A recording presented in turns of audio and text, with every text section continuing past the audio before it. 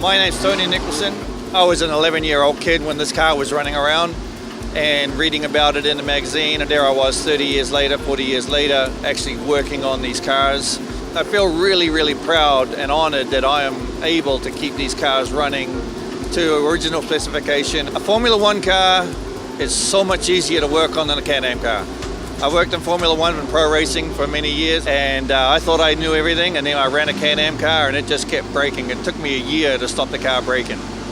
What those guys did in the old days, I am in awe of. I mean, they true heroes. We're finding the cars are becoming more standard instead of being over-engineered. People are looking to put them back to what they were. They realize the history of the cars themselves, and they want to put it back to that because it's good for the next generation of people to look at.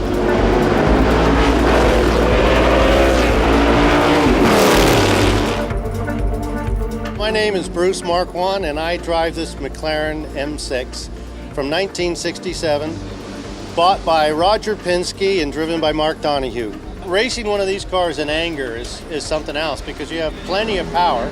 You can spin the wheels at speed. A track like this, you really got to watch how you put the pedal down. The corkscrew in this is definitely unique because this is a big car. It's got, 800 horsepower. It is a little bit challenging getting through the corkscrew. Well, if you think about driving a car made in 1967 with marginal brakes, no aerodynamics, and 800 horsepower, Formula One car makes its horsepower at 11,000 RPM. This thing makes horsepower as soon as you touch the gas. I kind of like cars that will spin the wheels at will. It really makes you appreciate the drivers back in the day. I mean, Mark Donohue driving this to crazy speeds. The cars didn't have aerodynamics. It was all balls and skill. I mean, really.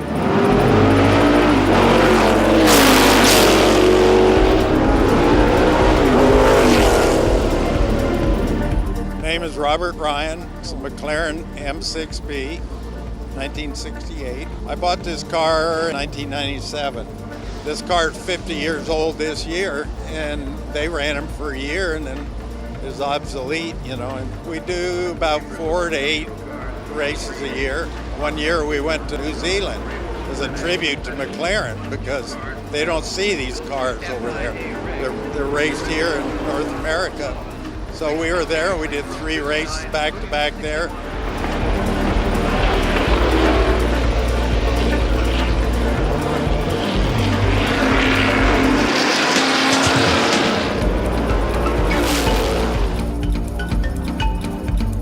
I'm Richard Grillo. This is my McLaren M6 A1, and it's chassis number 1. It actually won here in Laguna Seca in 1967. The way this thing drives is just magic. I mean, you really realize how much they kicked ass back then. Just going through the corkscrew, it's so balanced. It's just balanced everywhere. And going over the hump in turn 1, it's just really planted. Most cars just get a little sketchy up there, especially when the wind's blowing, a little more air under the chassis. This just like hunkers down, and it's a better handling car probably than 90% of the cars out there, I would think. It's absolutely bizarre when you put yourself back in 1967 all over again.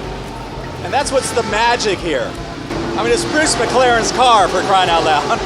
I don't think he's like on my shoulder telling me what to do, but I mean, you definitely feel the legacy with this car, and it's just amazing. It's just amazing.